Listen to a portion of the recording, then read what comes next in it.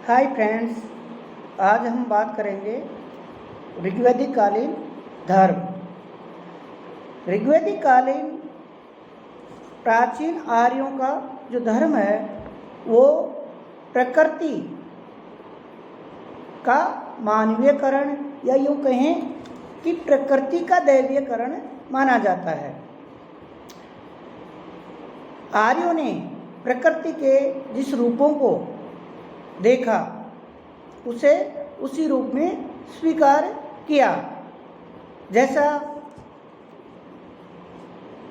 सबसे पहले उन्होंने प्रकृति के दो रूपों को देखा, आकाश और पृथ्वी। तो उनके सबसे पहले देवता भी थे आकाश और पृथ्वी।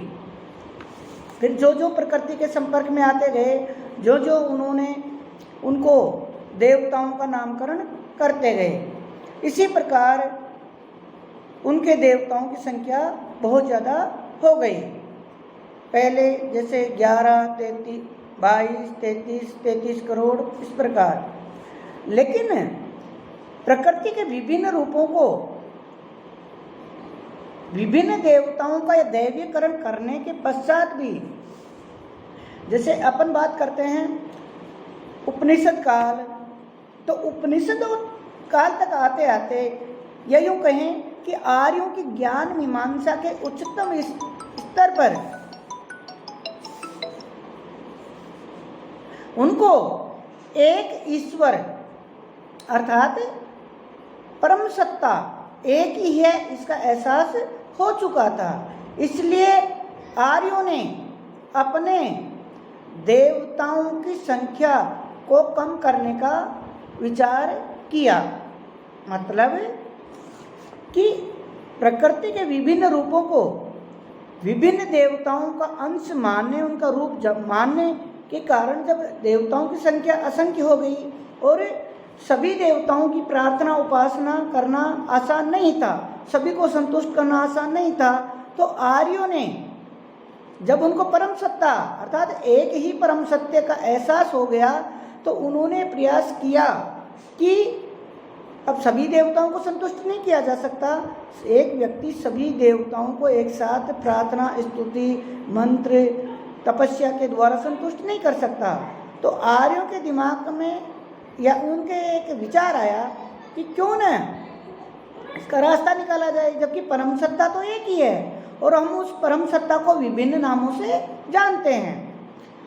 तब उन्होंने जिस अवसर विशेष पर, यानी जिस अवसर समय विशेष पर जिस देवता को उपासना की, तो उस देवता में उन्हें आर्यों ने संपूर्ण दैवीय गुणों का आरोपण कर दिया। मतलब कि आर्यों के विभिन्न देवता होते हुए, असंख्य देवता देवियां होते हुए भी उन्होंने जिस अवसर पर जिस भी देवता की उपासना की, उसी देवता में उन्होंने संपूर्ण दैवीय गुणों का आरोपण कर दिया। इसी को इतिहासकार और विद्वान मैक्स मुलर ने हीनोथीज्म की संज्ञा दी है। इसके बाद बात करते हैं कि आर्यों ने जो देवादिदेवाद प्रकृति की पूजा उन्होंने की, इससे में दूसरा रूप आता है। जैसे अपन बात करते हैं कि प्रकृति के विभिन्न रूप होते हैं, जैसे सर्दी, गर्मी, वर्षा। वर्षा के भी प्रकृति के तीनों विभिन्न रूपों में, जैसे गर्मी पड़ रही है, धूप है, जब मनुष्य को छाया मिलती है तो उसको सुकून मिलता है। कड़कड़ाती धूप में अगर बादल हो जाए अचानक और पेड़ पौधे छाया नहीं मिले, बादल हो जाए, तो प्रकृति का सौम्य रूप है। फिर अगर बारिश आ जाए तो और भी सौम्य रूप है।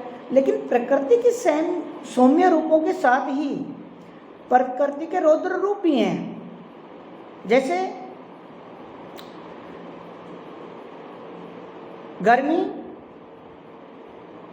है और शीतल हवा चलती है तो वे महान सुकूनदायक सुखदायी एहसास है। लेकिन गर्मी पड़ रही है, धूप है, अचानक बादल होते हैं, आंधी आती है, तेज हवा चलती है, बिजली कड़कती है, ओले गिरते हैं, तो ये प्रकृति का रौद्र रूप है। इसी प्रकार जैसे अपन माता देवी दुर्गा की कल्पना करते हैं, उनकी मान्यता की बात करते हैं, तो दुर्गा के विभिन्न रूप हैं। अगर माता दुर्गा के रूपों की बात करते हैं तो दुर्गा के जैसे लक्ष्मी हैं, सरस्वती हैं, ये माता दुर्गा के सौम्य रूप हैं, उदारवादी रूप हैं, जिसमें वो हमें धन की लक्ष्मी, ज्ञान की लक्ष्मी या देवी के रूप में हमारे सामने अवतरित होती हैं, जो ज़रूरतमंद को, गरीब को धन देती हैं, दौलत देती हैं, उनकी ज़रूरतें पूरी करती हैं और मनुष्य को ज्ञान प्राप्त करने में सहायक होके वो माता सरस्वती का किरदार निभाती हैं। लेकिन जैसे दुर्गा माँ के रूप हैं काली, चंडी, ये पार्वती माँ के रौद्र रूप हैं, जिनमें वो पापियों का नाश करने के लिए जानी जाती हैं। तो ये वैसे ही है जैसे प्रकृति का दैवीयकरण किया गया है, जिसमें प्रकृति के विभिन्न रूप होते हैं। उसी प्रकार देवताओं के विभिन्न रूप होते हैं, जिसमें प्रसन्न होने पर, खुश होने पर वो आपको आशीर्वाद देते हैं, वचन देते हैं, आपको समृद्धि की कामना करते हैं, धन, दौलत, सुख, शांति।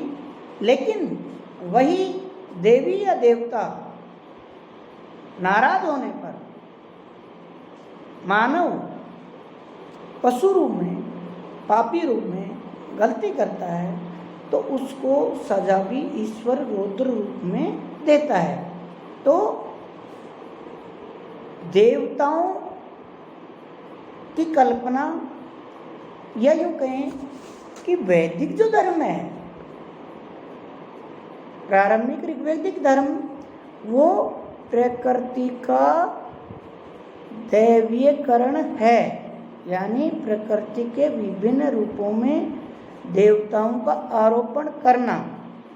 इसके अलावा इसको देवताओं का अर्थात मानवीयकरण भी कहा गया है।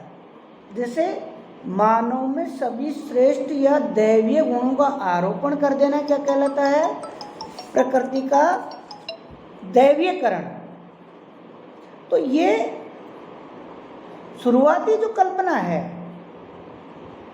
वैदिक धर्म की, विशेषकर ऋग्वैदिक धर्म की, जिसमें आप देखते हैं कि जब आर्य प्रकृति के विभिन्न रूपों से संपर्क में आए तो उन्होंने प्रकृति के विभिन्न रूपों को अच्छा बुरा जिस रूप में समझा, उनको देवताओं का नाम दिया। जैसे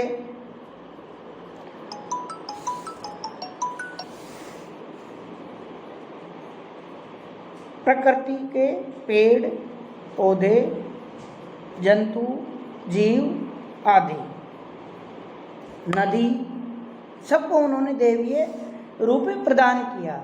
इसलिए प्रारंभिक जो वैदिक धर्म है वो प्रकृति का दैवीयकरण कहलाता है,